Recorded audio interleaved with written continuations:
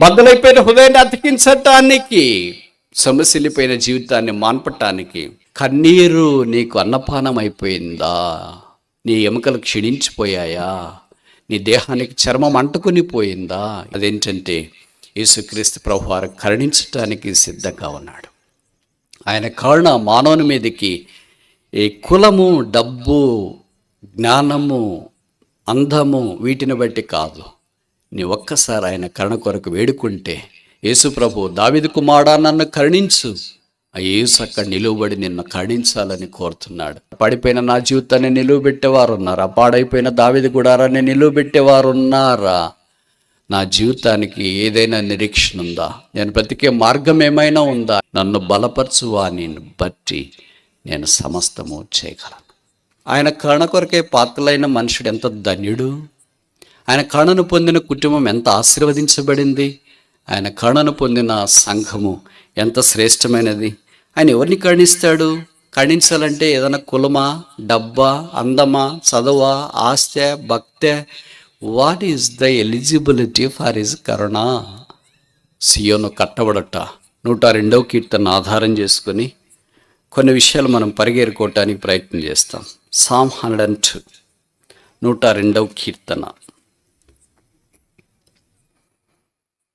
16వ వచనం. Psalm 102 verse 16. 102:16. ఏలైనగా యెహోవా సియోనును కట్టి ఉన్నాడు, ఆయన తన మహిమతో ప్రత్యక్షమాయను. ఇది బైబిల్ పండితుల అభిప్రాయ ప్రకారము ప్రవచనమని, 1000 ఏండ్ల పరిపాలన సందర్భంలో సియోను కట్టబడ జ్ఞాపకం చేస్తుందని వారు తలస్తారు. ఇప్పుడు 13వ వచనంలో, నీవు లేచి సియోనును కరుణించెదవు, దాని మీద దయ చూపుటకు కాలము వచ్చును, నిర్ణయ కాలమే వచ్చును. ఇది ప్రస్తుతానికి జ్ఞాపకం చేస్తుందని బైబిల్ పండితుల అభిప్రాయం. ఈ సియోను అనే మాట బైబిల్లో కనీసం 200 సార్లు రాయబడి ఉండవచ్చు. మొట్టమొదట ద్వితీయోపదేశకాండము, డ్యూట్రానమీ చాప్టర్ 4:48. ద్వితీయోపదేశకాండం 4:48లో బైబిల్లో మొదటిది మనకు కనిపిస్తుంది. ఇంగ్లీష్ బైబిల్లో అయితే ఎస్ అనే పదం వాడబడింది, జయోన్. జడ్ అని ఇక్కడ వాడబడలేదు. తెలుగులో మనకు స్పష్టంగా సియోను అని కనిపిస్తుంది. 4:48 డ్యూట్రానమీ చాప్టర్ 4 verse 48. ద్వితీయోపదేశకాండం 4:48. అర్నోను ఏటిదరనున్న అరోయేరు మొదలుకొని హెర్మోనను సియోను కొండ వరకున్న మోరీల 2 రాజుల దేశమును. ఇక్కడ మొదటిసారి మనకు కనిపిస్తుంది. బహుశా ఆఖరిసారి మీ అందరికి పరిచయము ప్రకటన గ్రంథం 14వ అధ్యాయం 1వ వచనం. Book of Revelation chapter 14 verse 1. ప్రకటన 14:1. మరియు నేను చూడగా, ఇదిగో ఆ గొర్రెపిల్ల సియోను పర్వతం మీద నిలువబడి ఉండెను. ఎలాంటి సియోను? ద్వితీయోపదేశకాండంలో నుండి ప్రకటన గ్రంథంలోనికి ఎలాంటి సియోనుగా మార్చబడింది అనేది. What a phenomenal, astronomical, incredible change. ఇప్పుడు గొర్రెపిల్ల పరిశుద్ధ పర్వతం మీద నిలబడిన దృశ్యం ప్రకటన గ్రంథంలో పరిశుద్ధాత్మ దేవుడు మనకు చిత్రీకరించిన తీరు శ్లాఘనీయం. ఓ దినాన మనం ఆ ప్రభువుతో పాటు ఉండాలని, ఆ సర్వభూమికి సంతోష కారణమైన ఆ యేసుక్రీస్తు ప్రభు ద్వారా పొందిన ఆశీర్వాదాలన్నింటినీ మనం జ్ఞాపకం చేసుకుని ఆయనతో పాటు సదాకాలము ఆ రాజ్యములో, ఆ పరిపాలనలో, ఆ దేవుని పట్టణంలో, నూతన యెరూషలేములో, పరిశుద్ధ పట్టణంలో ఉండాలని దేవుని యొక్క అభిలాష. దాని కొరకు ఆయన మనల్ని ఇక్కడ సిద్ధం చేస్తున్నాడు. అందుకే మనల్ని కట్టొచ్చున్నాడు. సియోను కడుతున్నాడంటే ఏంటది? ఇంతదాకా సరిగా కట్టబడలేదని గుర్తు చేయబడుతుంది. ఒకవేళ కట్టబడి ఉంటే పడిపోయిందేమో. ప్రభు కట్టేవాడు. God is a master builder. దేవుడు నేర్పరైన శిల్పకారి. ఆయన వల్లే కట్టేవారు ఎవరు లేరు. No builder is not even equal of the tiny part of the builder, master builder called Jesus Christ. ప్రపంచంలో ఎంతోమంది బిల్డర్లు ఉంటారు కదా. మీ ఊర్లో కూడా చాలామంది బిల్డర్స్ ఉంటారు. ప్రతి దగ్గర ఒక బోర్డు పెట్టింటారు, builders, builders, developers, builders, developers, builders. మరి బైబిల్లో ఉన్న యేసుక్రీస్తు ప్రభువారు మాస్టర్ బిల్డర్. ఈ బిల్డర్స్ అనేవాళ్ళు బహుశా ఒక స్థలాన్ని తీసుకుని ఒక బిల్డింగ్ని కట్టవచ్చు. యేసు ప్రభు పాడైపోయి చెడిపోయి పతనమైపోయిన మానవుని తీసుకొని ఓ ఆధ్యాత్మికమైన వ్యక్తిగా తయారు చేసి ఆయన స్వరూపంలోనికి తీసుకుని వచ్చే గంభీరమైన కార్యక్రమం చేయ సమర్థుడు. Nobody would ever do this building of individual life. వ్యక్తిగత జీవితాన్ని ఏ ఒక్క వ్యక్తి కూడా కట్టలేడు. మనం ఎంత కట్టాలని ప్రయత్నం చేసుకుంటాం అంత పడగొట్టుకుంటాం, కానీ ఒకే ఒక్కడు మన జీవితాలను కట్టేవాడు. ఆయన పేరే యేసుక్రీస్తు ప్రభు. ఆయన కట్టాలని కోరుతున్నాడంటే బహుశా మనం సరిగా కట్టబడలేదేమో. ఆత్మ సంబంధమైన మందిరంగా, సజీవమైన దేవాలయంగా ఇంకా చాలా కట్టబడాల్సి ఉందేమో. ఆయన మనల్ని కట్టాలని కోరుతున్నాడు. కట్టబడటానికి ఇష్టమేనా? యెరూషలేమును కట్టువాడు అని ఆయనకి పేరు, సియోను కట్టువాడు అని ఆయనకి పేరు, జీవితాలను కట్టువాడు అని ఆయనకి పేరు, వ్యక్తులను కట్టువాడు అని ఆయనకి పేరు, కుటుంబాలను కట్టువాడు అని పేరు, సమాజాన్ని కట్టువాడు అని పేరు, సంఘమును కట్టువాడు అని పేరు. అందుకే మత్తయి 16:18 బైబిల్లో రాయబడుతుంది, I will build my church upon this rock, the gates of the hell shall not prevail against it. ఈ బండ మీద నా సంఘమును కట్టుదును, పాతాళలోక ద్వారములు దాని ఎదుట నిలువనేరవు. ఆయన తన ఆత్మ సంబంధమైన మందిరాన్ని కడుతూనే ఉన్నాడు. ఆయన రాకడ పర్యంతం కడుతూనే ఉన్నాడు. మనం కూడా కట్టబడాలని దేవుని యొక్క ఉద్దేశం. ఆయన ఎలాంటి దేవుడు, ఎలాగ కట్టేవాడై ఉన్నాడు. అలాగే ఇప్పుడు కీర్తనలో 102వ కీర్తనలో మనం చూస్తే ఇది మనిషిని యొక్క జీవితం ఎలాగుందో ఆరంభంలో చెప్పబడింది. అలాంటి మనిషిని దేవుడు ఎలా కడతాడు, కట్టడానికి సమర్థుడు. ఆ తర్వాత చెప్పబడిన సంగతి పరిచయం.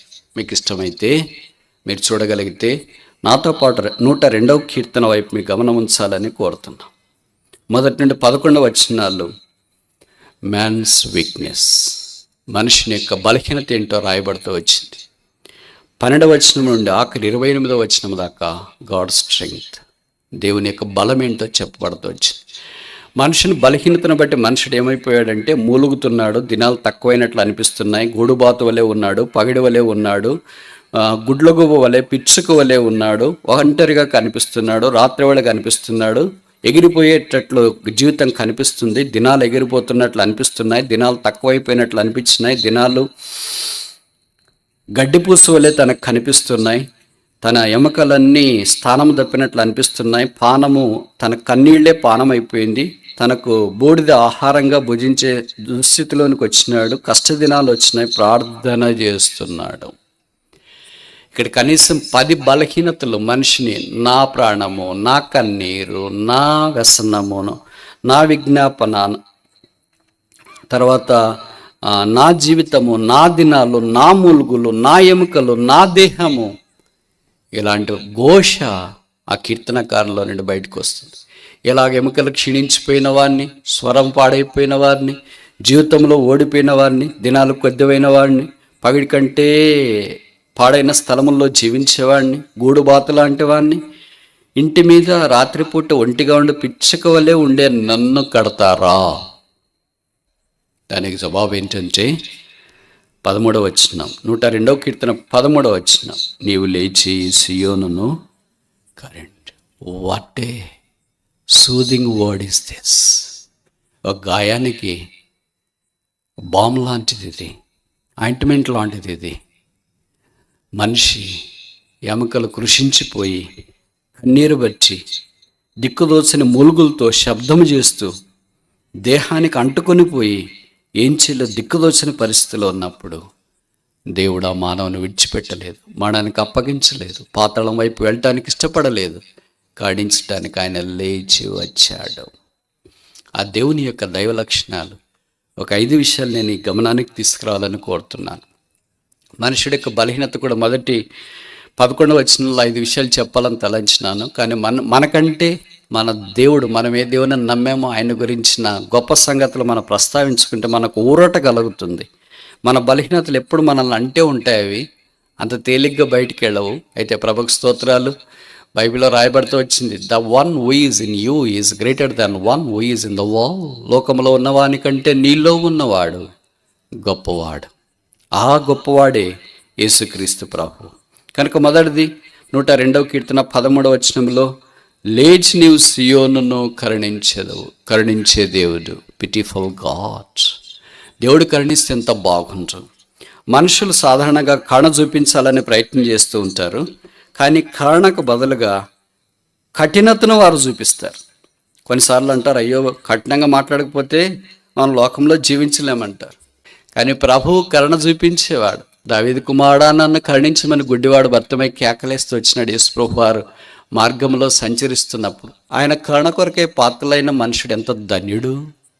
ఆయన కరుణను పొందిన కుటుంబం ఎంత ఆశీర్వదించబడింది. ఆయన కరుణను పొందిన సంఘము ఎంత శ్రేష్టమైనది. ఆయన ఎవరిని కరుణిస్తాడు? కరుణించాలంటే ఏదైనా కులమా, డబ్బా, అందమా, చదువా, ఆస్తి, భక్తే? What is the eligibility for his కరుణ? It's sovereign choice. ఆయన సార్వభౌమ ఎన్నిక అది. రోమాపత్రికలో అపోస్తలుడైన పౌలు ఆ యేసు ప్రభుని గురించి కొన్ని సంగతులు రాశాడు. Romans is a tall example of sovereignty of God. దేవుని యొక్క సార్వభౌమత్వం ఎలాంటిది ఉందో రోమాపత్రికలో అపోస్తలుడైన పౌలు చిత్రీకరించిన తీరు అమోఘం. దాంట్లో ఒకటి ఇక్కడ రాస్తున్నాడు. 9వ అధ్యాయం రోమన్ చాప్టర్ 9 వర్స్ 15-16 నేను చదువుతా. అందుకు మోషేతో, ఎవనిని కరుణింతునో వానిని కరుణింతును, ఎవనిడల జాలి చూపుదునో వానిడల జాలి చూపుదును, కాగా పొందగోరు వాని వలనైనను ప్రయాసపడు వాని వలనైనను కాదు కానీ కరుణించు దేవుని వల్ల. కరుణ, మర్సీ, కనికరము దేవుని యొక్క లక్షణం, దైవ లక్షణం. అందుకనే గ్రుడ్డివానికి కనికరం అవసరమైంది. మనకు కూడా ఈ కనికరం కావాలా? సియోను ఆయన కరుణించాలని కోరుతాడు. ఎప్పుడంట? నిర్ణయ కాలం. బైబిల్లో చాలా కాలాలు ఉన్నాయి, మీకు తెలుసు కదా. మంచి కాలాలు మీకు తెలుసు అనుకుంటా, కష్టకాలాలు తెలియదు. ఇదే కీర్తనలోనే రాశాడు. ఆపత్కాలం అని, కష్టకాలం అని, యవ్వనకాలం అని, బాల్యకాలం అని, ఇబ్బంది కాలం అని. దాంట్లో ఇదొక కాలం. ఏ కాలం? నిర్ణయ కాలం. ఈ నిర్ణయ కాలం అనేది మొదట మనకి ఎక్కడ కనిపిస్తుంది తెలుసు అనుకుంటా? ఆదికాండం 21వ అధ్యాయమేమో. దేవుడు శారాను దర్శించడానికి ఇష్టపడుతూ వచ్చినప్పుడు, నిర్ణయకాలం వచ్చినప్పుడు ఆమెను దర్శించి తను చేసిన వాగ్దానము చొప్పున ఆ గర్భములోనికి ఇస్సాకును పంపించడానికి దేవుడు ఇష్టపడ్డాడు. కనుక నిర్ణయ కాలములో దేవుడు మన పక్షాన మనకు సహాయం చేయట కొరకై లేచి కరుణిస్తాడు. ఆయన కరుణ కొరకు కనిపెట్టుకునిన్నవారు ఎంత ధనిలు. అనేక సందర్భాల్లో ఆయన కరుణకు బదులుగా మన యొక్క కఠినత్వాన్ని ఆ దేవుని మీద చూపించడానికి ప్రయత్నం చేస్తూ ఉంటాం. అదే చాలా విషాదకరమైన సంగతి అని మనకు పరిచయం. 21వ కీర్తన అమ్మనించండి. 21వ అధ్యాయం ఆదికాండం 2వ వచనంలో చెప్పబడింది ఎట్లనగా, దేవుడు అబ్రహాముతో చెప్పిన నిర్ణయ కాలం, appointed time. God has a time. దేవునికి సమయం ఉంది. అది ముందుకుండదు, వెనక్కుండదు. ఆ మొబైల్లో ఉందా టైము? క్లాక్ ఉందా? యాపిల్ వాచ్లో ఉందా? కాలములు సమయములు ఆధీనమందుంచుకున్న దేవుడు తన నిర్ణయ కాలము చొప్పున తగిన కాలమందు ఆయనకిష్టమైన సమయమందు మనలను కరుణించుట కొరకై ఆయన లేచి వేం చేయాలని కోరుతున్నాడు.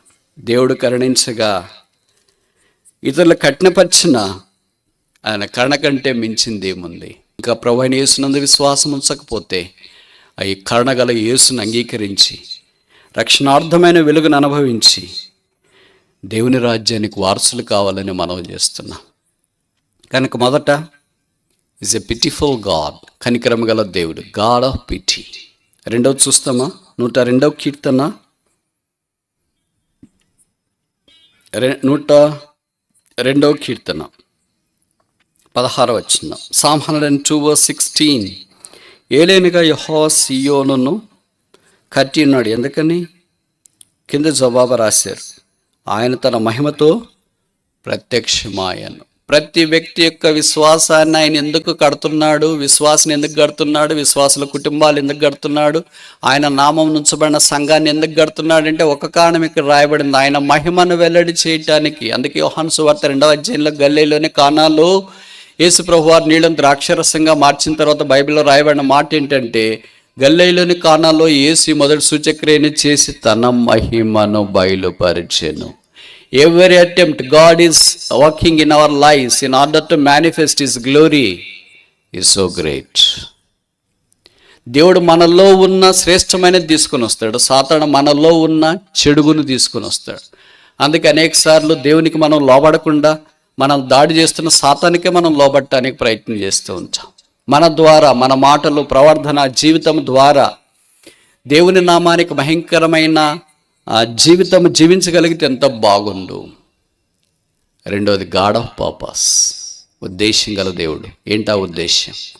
మన జీవితాల ద్వారా మహిమ ఆయనకు రావాలా. మనం ప్రార్థన చేసిన, బోధించిన, ఆరాధన చేసిన, పరిచయ ధర్మం చేసిన, చెమట గాడ్చిన, కన్నీరు గాడ్చిన, చెయ్యి చాపిన దేవునికి మహిమ ఉందా?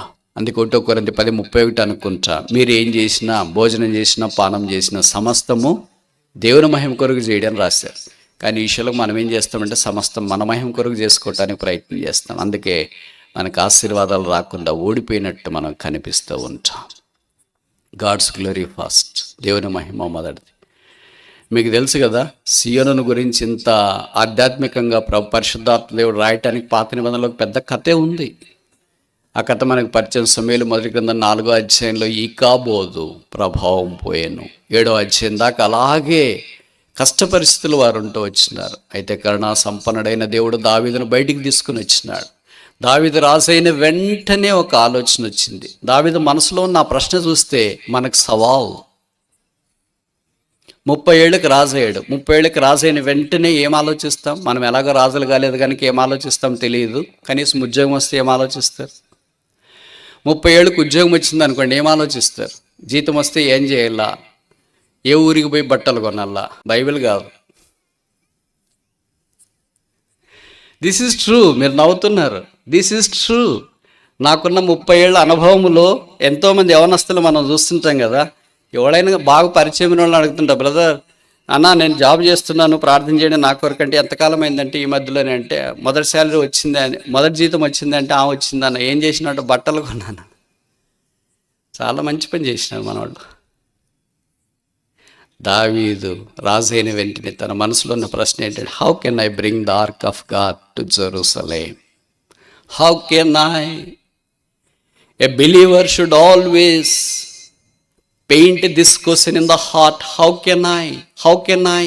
How can I? దేవుని మందిరాన్ని నేను దేవుని మనసాన్ని నేను ఎలాగ తీసుకుని రాగలను? ఎరుషలేము కంటే అర్థం ఏంటి? దేవుని మహిమని నేను ఎలాగ తీసుకుని రాగలను? అలాంటి ఆశ కలిగి ఉన్నాడు, తృష్ణ కలిగి ఉన్నాడు గనక దాని విషయమై దేవుడు ఆయన్ను గణపరచడానికి ఇష్టపడ్డాడు. మనం గణపరచుకోకుండా ఉండటానికి కారణం బహుశా ఇదే. We do not have painted this question in our heart. మన హృదయాల్లో ఈ ప్రశ్న ఉండదు. How can I bring the ark of God to Jerusalem? ఎలాగ యెరూషలేములోనికి దేవుని మందసాన్ని తీసుకుని రాగలను? How can I bring the glory into my life, my ministry and the ministry of the family and the ministry of the local church to which I attend. నా జీవితం ద్వారా, కుటుంబ జీవితం ద్వారా నేను వెళ్ళే స్థానిక సంఘములో దేవుని మహిమని నేను ఎలాగ తీసుకుని రాగలను? పైపెచ్చు మన ఆలోచనలు ఎలాగుంటాయంటే, how can I contribute for Ichabod? దేవుని మహిమ దేవుని మహిమ వెళ్ళిపోవటానికి నేను ఎలాగూ ప్రయాసపడగలను? నువ్వు ఇప్పుడు ఎట్లున్నావు అట్లుంటే చాలు, ఇంకేం ఎక్కువ ప్రయాసపడాల్సిన పని లేదు. This is too much for Ichabod. దేవుని మహిమ ప్రభావం వెడలిపోయింది. ఇది నా దేవుడు తన ప్రజలైన వారిని చూచినప్పుడు, they are everything in all things, అన్నిట్లో సమృద్ధిగా ఉన్నారు. They are deprived of the glory of God. దేవుని మహిమ లేకపోయింది. ఇశ్రాయేలీయులకి ఏం తక్కువ ఉంది? యెరూషలేము ఉంది, రాజు ఉన్నాడు, వారికి సైన్యం ఉంది, ధనం ఉంది, వాగ్దానాలు ఉన్నాయి, నిబంధన స్థలం ఉంది, అన్నీ ఉన్నాయి. బట్ నో గ్లోరీ, మహిమ లేదు. Is it not the same picture what we have today? ఇదేనా మన యొక్క చిత్రపటం? ఇది కాదా? ఉద్యోగాలు ఉన్నాయి, డబ్బులు ఉన్నాయి, కుటుంబాలు ఉన్నాయి, కులాలు ఉన్నాయి, ప్రాంతాలు ఉన్నాయి, ఇల్లు ఉంది, ఆస్తి ఉంది. చెప్పని అలివి కాదు. అసలు మనల్ని గురించి స్టార్ట్ చేయమంటే కొంతమంది చేస్తారు, kindly go head with your intro అంటే, బ్రదర్ మాకు ఇంతమంది పిల్లలు, ఒకళ్ళు అక్కడ ఉన్నారు, ఇక్కడ ఉన్నారు, వాళ్ళకి ఇంతమంది పిల్లలు, వాళ్ళకి ఇంతమంది పిల్లలు, ఇదే. దిస్ ఇస్ ఆల్ గుడ్, మంచిదే. అయితే దేవుని మహిమను తీసుకుని రావటానికి ఏదైనా ప్రయత్నం జరిగిందా? ప్రయత్నం జరగకపోగా దేవుని మహిమను పోగొట్టడానికి బహుశా మనం చేసామేమో. ప్రభు మనల్ని కరుణించాలని కోరుతున్నాడు. నేను సియోను కట్టాలని కోరుతున్నాను. ఆయన మహిమలో ఆ సియోను వెలిగించబడి ప్రత్యక్ష పరచబడాలని దేవుని యొక్క ఉద్దేశం. మీకు తెలుసు కదా, సొలొమోను రాజు అయిన తర్వాత మొదటి దేవుని మందిరాన్ని కట్టించడానికి ఆరంభించిన 7 సంవత్సరాలు అదే సరిపోయింది. కట్టడమే ఆయన 40 ఏళ్ళు ఇశ్రాయేలు పరిపాలించిన 40 ఏళ్ళలో 10 సంవత్సరాలు కట్టడానికే సరిపోయింది. మనం కూడా అలాగే ఉంటాం, ఏదో ఒక పనిలో ఇన్వాల్వ్ అయి ఉంటాం. దావీదు వల్ల దేవుని మహిమను తీసుకొని రావడానికి ప్రయత్నం చేసేవారికి ఉంటే ఎంత బాగుంటారు. 3 చూస్తామా? 102వ కీర్తన, Psalm 102, 102వ కీర్తన 21వ వచనం, 21 ఆయన తన ఉన్నతమైన పరిశుద్ధాలయము నుండి వంగి చూచిననియు, ఆకాశము నుండి భూమిని దృష్టించిననియు, వచ్చు తరము తెలుసుకున్నట్లుగా ఇది వ్రాయబడవలెను. ఆయన పరిశుద్ధాలయము నుండి వంగి చూచిన, ప్యూరిటీ ఆఫ్ గాడ్, పరిశుద్ధత కలిగిన దేవుడు. ఆయన పరిశుద్ధతకు కనీసం అణవంత కూడా దగ్గరకు వచ్చే పరిశుద్ధత ఎవరికి లేదు. ఆయన పరిశుద్ధుడు, పరిశుద్ధుడు, పరిశుద్ధుడు.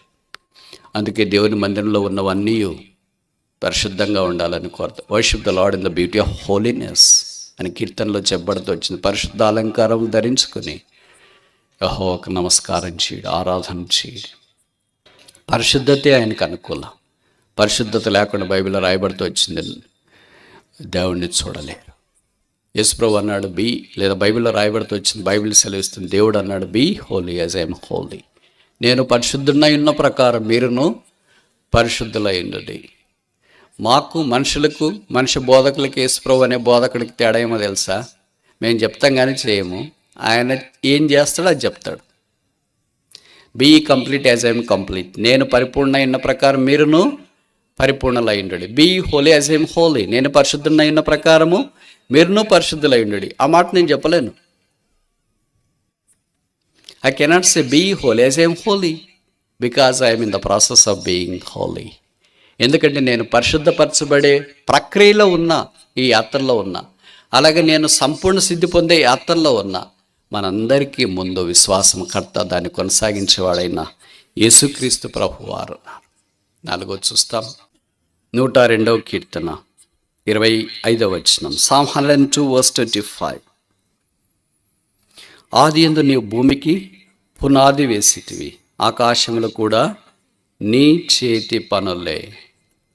Power of God. శక్తిగల దేవుడు. ఏ శక్తిగల దేవుడు? అసలు ఆయన శక్తిని మనం మెజర్ చేయలేం. ఆయన శక్తిని చెప్పడానికి మనిషి నోరు ఎలా సాధ్యమవుద్ది?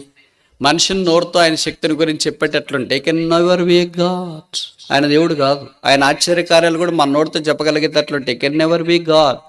His power is unlimited, His works are unlimited, His grace is unlimited, His virtues are unlimited. All things pertaining to God are unlimited, immeasurable, scalable. దేవునికి సంబంధించినవన్నీ మనం వర్ణించలేము, ఊహించలేము, గ్రహించలేము, కొలవలేము, వాటిని ఎరగలేము. అందుకనే ఈజ్ గాడ్, ఆయన దేవుడు. ఇక్కడ బైబిల్లో రాయబడుతూ వచ్చింది, ఆకాశములు భూమి. అసలు మన చుట్టూ ఉండే భూమిని చూసుకుంటేనే మనం అనుకుంటాం, అబ్బా ఇంత పెద్దదా. అవన్నీ చూసినప్పుడు ఈ ఊరు ఏమనిపిస్తుంది? కుడి ఎడమలేరు కానీ పట్టణాల ప్రపంచాన్ని రాత్రి పగలు తెలియకుండా ఉండేవి. Cities that never sleep in the night. రాత్రిపూట కూడా పండుకొనని పట్టణాల ప్రపంచంలో లెక్కలేనని ఉన్నాయి. ఇలాంటివన్నీ చూసినప్పుడు భూమి మీద ఇలాగుంటే ఆకాశం సంగతి ఏంటి? సముద్రాల సంగతి ఏంటి? నక్షత్రాల సంగతి ఏంటి? పాలపుంత సంగతి ఏంటి? ఇది మానవ ఊహకు మించింది. అందుకే దేవుని శక్తిని మనం గ్రహించలేము, ఊహించలేము. మరి ఏం చేయాలా? గ్రహించలేము, ఊహించలేము, బోధించలేము అంటే మరి ఏం చేయాలా? నమ్మాలా. అదే కదా మనకు కష్టం. Trust the power of God. దేవుని యొక్క శక్తిని మనం ఎంత నమ్మగలమో అంత మనలో కార్యసిద్ధి కలిగించబడుతుంది. అనేకసార్లు నమ్మకత్వం లేని కారణాన్ని బట్టి మన శక్తి మీద మనం ఆధారపడతాం. తార్సువాడైన సౌలు రక్షణ పొందిన తర్వాత దేవునితో ఆ శక్తి గురించి కొంత సంఘర్షణ వచ్చింది. అందుకే ఆయన అన్నాడు, when I am weak then I am strong. నేను ఎప్పుడు బలహీనుడన్నో అప్పుడు బలవంతుడు. అందుకే ఫిలిప్పీ 3 అనుకుంటా అక్కడ రాయబడిన వాక్యం ఏంటంటే, I can do all things through Christ that strengtheneth me. నన్ను బలపరచు వాని బట్టి నేను సమస్తము చేయగలను. పౌలు లాంటోడికే బలం అవసరమైతే మన సంగతి ఏంటి? పౌలు లాంటోడు అంటే ఏమనుకుంటున్నారు? అసలు ఆ పేరు ఉచ్చరించడానికి కూడా నాకైతే అసలు యోగ్యత లేదు. దమస్కు మార్గములో యేసుప్రభు యొక్క స్వరం విన్నవాడు, 3 దినాలు అలాగే గురిడ్డివాడి గుండి చూపు పొందక రక్షణ పొందిన వెంటనే ప్రార్థనలో కొనసాగిన వాడు, దేవుని యొక్క శక్తిని కోరుకుంటే ప్రార్థన అంటే తెలియని నా సంగతి ఏంటి? 14 పత్రికలు దైవాత్మ ద్వారా రాసిన వాడే దేవుని యొక్క శక్తిని కోరుకునేంత బలహీనుడైతే రాసిన పత్రికలు చదువుకోవటానికి బద్ధకమైన మన సంగతి ఏంటి? మధ్యధరా సముద్రం అంతా దాదాపు 3 మిషనరీ ప్రయాణాల్లో కలిదిరిగి దేవుని యొక్క సువార్తను సిలువ ధ్వజాన్ని ఊరేగించిన వాడే నేను బలహీనుడిని అంటే అసలు సిలువ అంటే తెలియదు, సువార్త అంటే తెలియని మన సంగతి ఏంటి? 3వ ఆకాశానికి ఎక్కిపోయి వచింపశక్యము కాని సంగతులన్నీ విన్నవాడే బలహీనుడంటే ఆకాశం సంగతి పక్కన పెట్టండి, భూమి కూడా మనకు కనపట్లేదే, అలాంటి మన సంగతి ఏంటి? ఎన్నో సంఘాలు స్థాపించి ఎంతోమంది సేవకులను తర్బీదు చేసి దేవుని తర్వాత ఆ మాట చెప్పగలిగే స్థానము, follow me as I follow Jesus Christ. నేను క్రీస్తుని పోలే నడిచిన ప్రకారం మీరును నన్ను పోలే నడుచుకున్నాడు. ఈ మాట ఎన్నిసార్లు చెప్పాడు తెలుసా? మీరు అనుకుంటారు కొరింథీయులకు రాసిన 1వ పత్రిక 11వ అధ్యాయం 1వ వచనంలో మాత్రమే చెప్పాడు, ఇంకెక్కడ లేదని. 4 సార్లు చెప్పాడు. 4 times in his epistles he says that follow me as I follow Christ, follow me as I follow Christ. మరి జీవితంలో ఇంతదాకా రక్షణ పొంది ఇంతదాకా వచ్చినాం కానీ నాకు తెలిసి ఒక్కసారి కూడా ఈ మాట చెప్పలేను నేనైతే. అలాంటి వాడేమంటున్నాడంటే నేను బలహీనుడును. అలాంటి వాడు బలహీనుడు అంటే మనమేమనాలా? నేను ఈ మాట చెప్తే మీరు అనొచ్చు, బ్రదర్ మేమంతా ఆర్గానిక్ ఫుడ్డే తింటున్నాం, చాలా స్ట్రాంగ్. This all trash. ఈ లోక సంబంధమైన బలం కానీ ఈ లోక సంబంధమైన అంతటినీ ఎన్నికలేందిగా కొట్టి పడేస్తున్నాడు. అందుకే అపోస్తలుడైన పౌలు ఫిలిప్పీ పత్రిక 3వ అధ్యాయంలో రాస్తున్నాడు, ఏదేది లోకంలో నాకు లాభసాధకమై ఉన్నదో దాని అంతటిని క్రీస్తు కొరకే నేను నష్టముగా ఎంచుకొంటిని.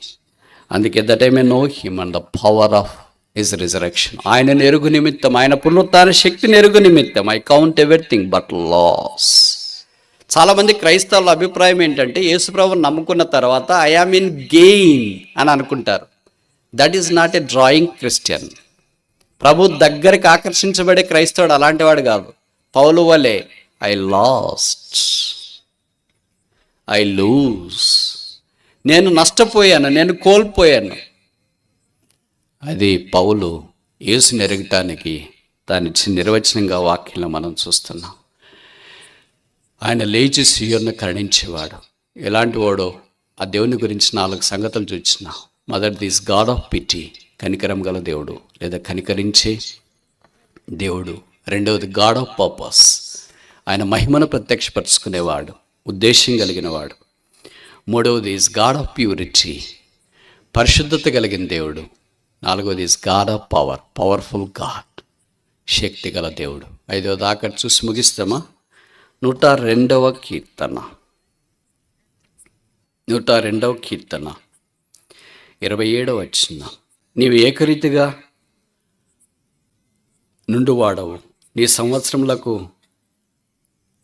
The years have no end.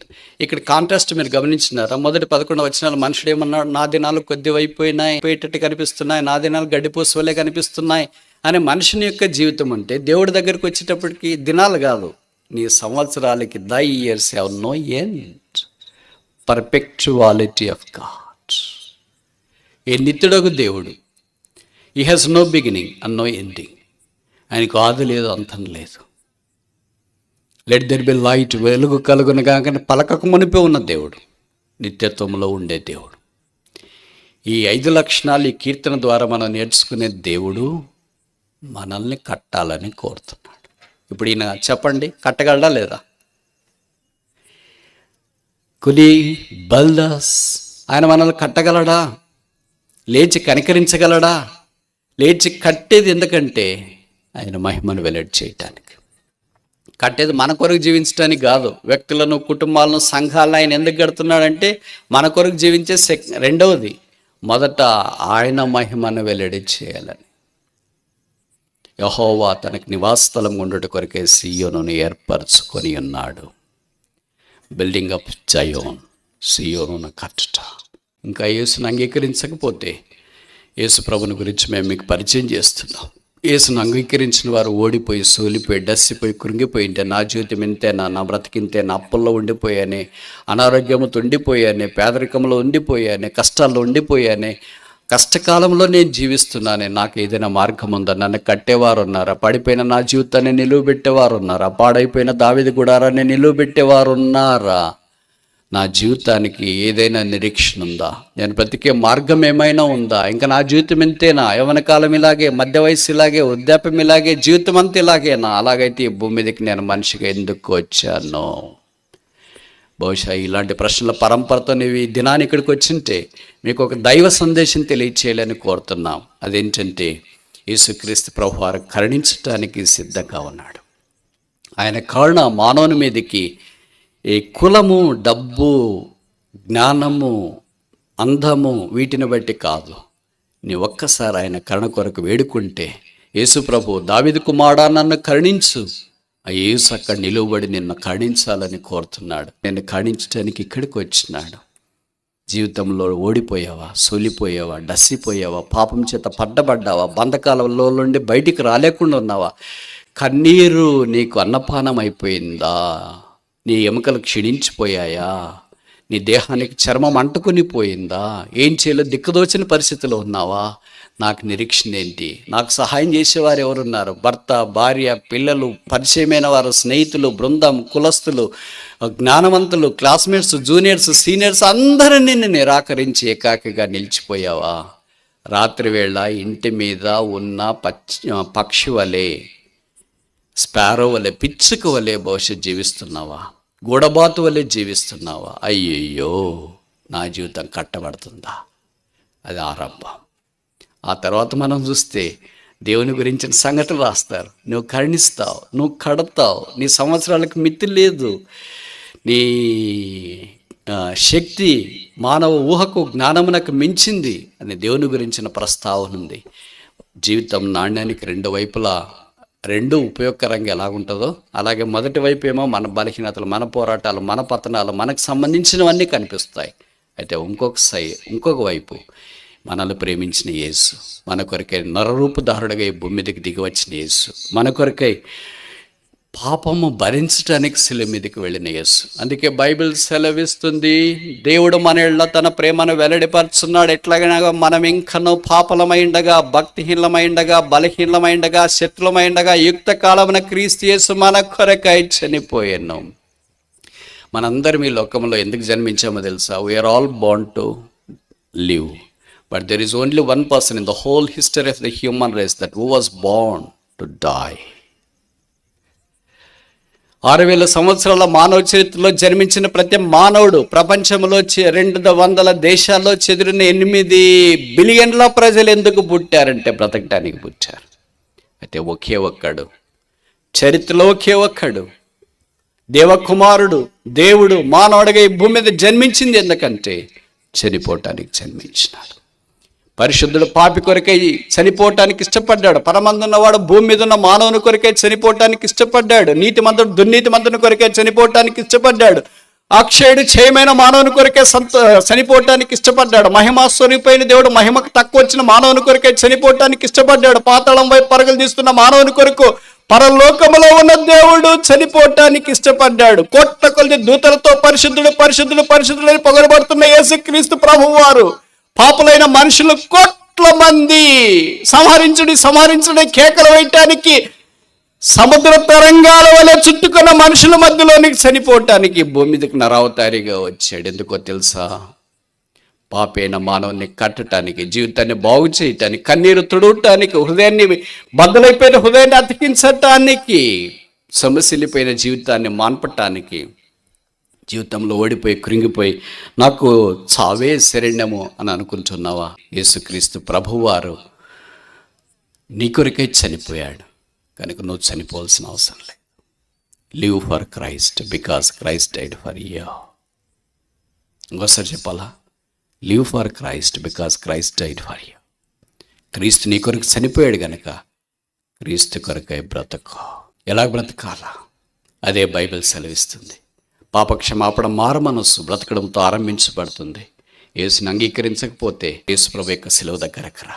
మనుషుల యొక్క పాపాల కొరకు యేసుప్రభు శిలువలో వేలాడదీయబడ్డాడు. తల మీద ముళ్ళ కిరీటం, ముఖం మీద ఉమ్మి, చేతుల్లో మేకులు, దేహమంతా కోడ దెబ్బలు, పక్కలో బల్లెపోటు, భూమికి ఆకాశానికి మధ్యలో వేలాడదీయబడిన యేసు సృష్టికర్త, భూమి ఆకాశం ఆయన చేతి పనులను సెలవిచ్చిన యేసు పాపాత్ముడైన మానవుడు, 5.5 అడుగులు ఎత్తగలిగిన మానవుడు, మంటికి మన్నైపోయే మానవుడు, 70 ఏళ్ళు బతికి 80 ఏళ్ళ తర్వాత పడక మీద పడే మానవుని కొరకే పరసంబంధమైన దేవుడు భూమి మీద దిగి వచ్చి ఆ శిలువలో వేలాడదీయబడ్డాడు. కాడం లేని గాయాలు ఎవరి కొరకు? హేతు లేని దెబ్బలు ఎవరి కొరకు? కోడా దెబ్బలు దేహం మీద ఎవరి కొరకు? ప్రక్కలో బల్లపోటు ఎవరి కొరకు? రక్తము కార్చబడ్డం ఎవరి కొరకు? గాయాలు ఎవరి కొరకు? కేకలు ఎవరి కొరకు? బాధ ఎవరి కొరకు? వేదన ఎవరి కొరకు? అవమానం ఎవరి కొరకు? నింద ఎవరి కొరకు? ఉమ్మ ఎవరి కొరకు? గుద్దబడ్డం ఎవరి కొరకు? శిలువ వేలాడదీయబడ్డం ఎవరి కొరకు? పాపాత్మలమైన మన కొరకు కావా? మన చుట్టూన్న వారు, మనల్ని ప్రేమించేవారు ఏదో మనకు సహాయం చేయమంటే ఒక పూట భోజనం పెట్టొచ్చేమో, లేదా ఒక పూట ఏదో 100 రూపాయలు 200 అవసరం అంటే ఇవ్వచ్చేమో, ఒక జత బట్టలు ఇవ్వచ్చేమో. కానీ ప్రాణం పెట్టేవారు ఎవరున్నారు? భూమి మీద రకరకాలైన దాతలు ఉన్నారు. అన్నం పెట్టేవారిని అన్నదాత అంటాం. ఎవరైనా మనం భోజనానికి పిలిస్తే వాళ్ళ దగ్గరికి వెళ్తాం. భోజనం చేసిన తర్వాత మనమంతా ముఖం లేదా మూతి తుడుచుకొని థ్యాంక్స్ అండి, చాలా బాగా చేశారు అంటాం. అన్నదాత సుఖీభవ అని ఎప్పుడైనా అంటామా? అంత తెలుగు మనకు రాదనుకోండి, వచ్చినా కూడా అనమనుకోండి, అంటే వాళ్ళు పైకి పోతారని మనం తలస్తాం అనుకోండి. ఇలాంటి చాలా పెట్టుకుంటాం. ఒకసారి భోజనం పెడితే మర్చిపోరంట అని అంటారు. వాళ్ళు అన్నదాతలు అని అంటారు. తర్వాత ఇంకా కొంతమంది వస్త్రదాతలు ఉంటారు. ఏదైనా పండుగలు లేదా చలికాలం అలాంటి వచ్చినప్పుడు బట్టలు ఇచ్చేవాళ్ళు ఉంటారు. 3వ రకమైన వాళ్ళు అవయవదాతలు అంటారు. ఏదైనా అవయవం, కన్ను కానీ కిడ్నీ కానీ ఇలాంటిది ఏదైనా అవయవం అవసరమైతే అవయవం ఇచ్చేవారు అంటారు. నేత్రదాత, కండ్లు దానం చేసేవారిని. 4వది రక్తదాత. రక్తం యాక్సిడెంట్లన్నా ఒక వ్యక్తి కోల్పోయి తక్కువ ఉంది రక్తం అని అంటే రక్తం ఇచ్చేవాళ్ళు కొంతమంది యవనస్తులు. అందరి రక్తం సరిపోదు, నేను కూడా వస్తానంటే కుదరదు. అందరు రక్తదాతలు కాలేరు, అందరు అన్నదాతలు కాలేరు, అందరూ వస్త్రదాతలు కాలేరు, అందరూ నేత్రదాతలు కాలేరు. ఏదో కొంతమంది అయినా దీంట్లో కావచ్చు. అయితే మానవ చరిత్రలో ఒకే ఒక్కడు ప్రాణదాత. ఆయన పేరే యేసుక్రీస్తు ప్రభు.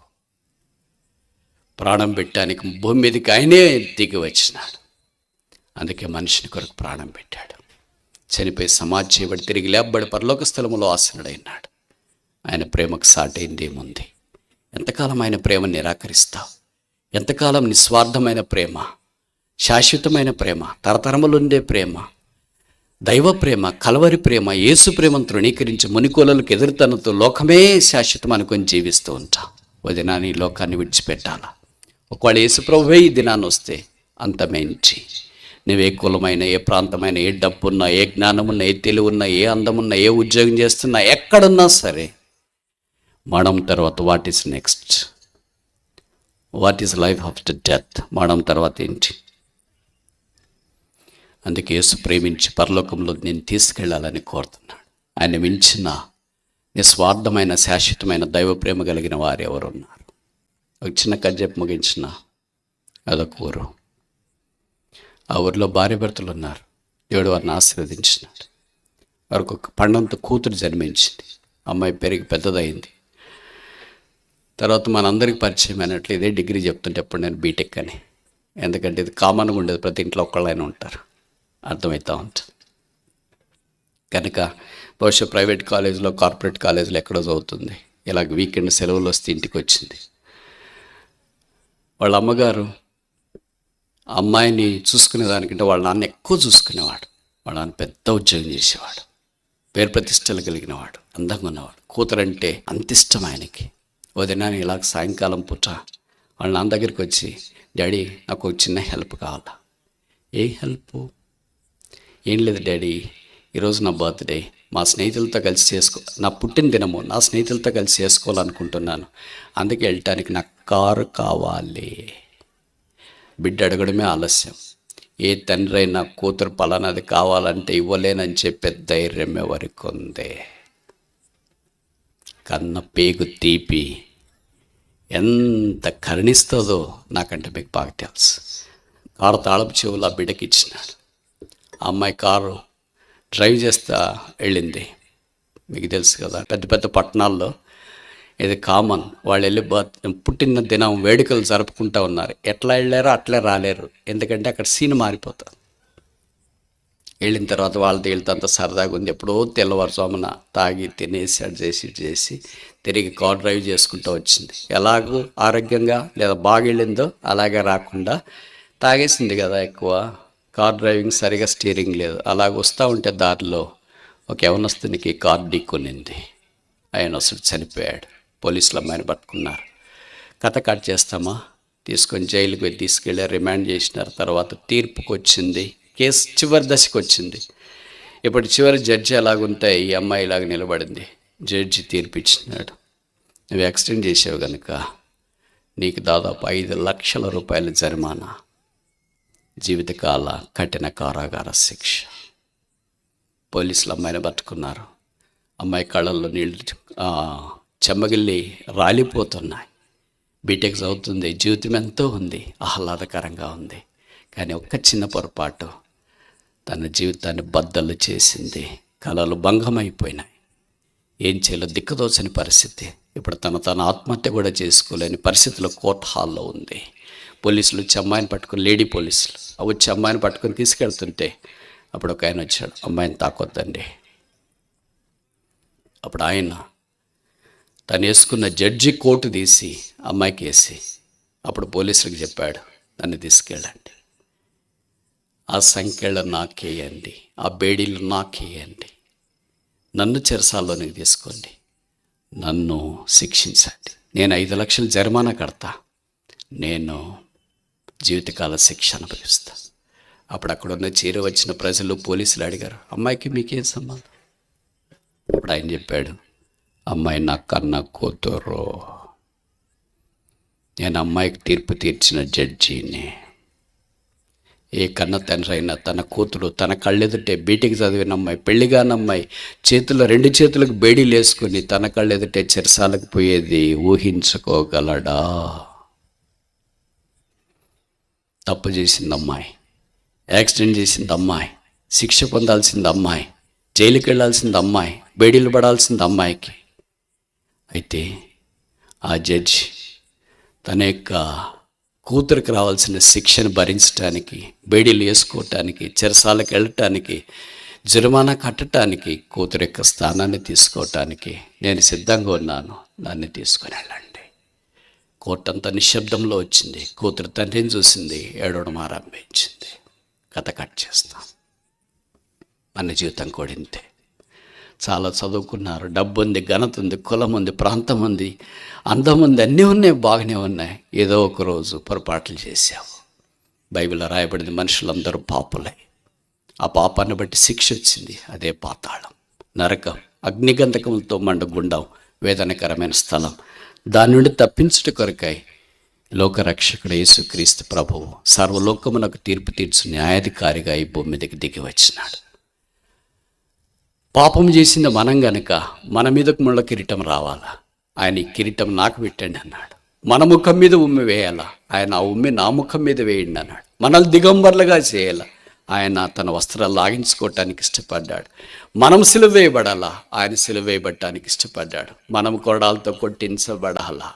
యేసు ఆ కొరడా దెబ్బలు భరించడానికి ఇష్టపడ్డాడు. మనకు పక్కలో బల్లెముతో పోటు పడవాలా? మనకు బదులుగా ఆయన బల్యాన్ని పొడిపించుకోవటానికి ఇష్టపడ్డాడు. మనము ఆ శిలువలో రక్తం కార్చాలా? యేసు ప్రభు మన కొరకు ఆ శిలువలో రక్తం కార్చినాడు. మనము తండ్రి వీరేమి చేయించున్నారో వీరెరగరు కనుక వీరిని క్షమించుము అని క్షమాపణ పొందే స్థానంలోనికి యేసు ప్రభు యొక్క శిలువ మనల్ని తీసుకొని వచ్చింది. ఇంతకంటే ప్రేమించే దేవుడు ఎవరున్నారు? ఇంతకంటే నీ కన్నీరు తుడిచేవాడు ఎవరున్నారు? ఇంతకంటే నీ జీవితాన్ని కట్టేవారు ఎవరున్నారు? నిన్ను, నీ కుటుంబాన్ని, నువ్వు చేరి వచ్చిన స్థానిక సంఘాన్ని కట్టేది ఒకే ఒక్కడే, ఆయన పేరు యేసు. ఆ యేసు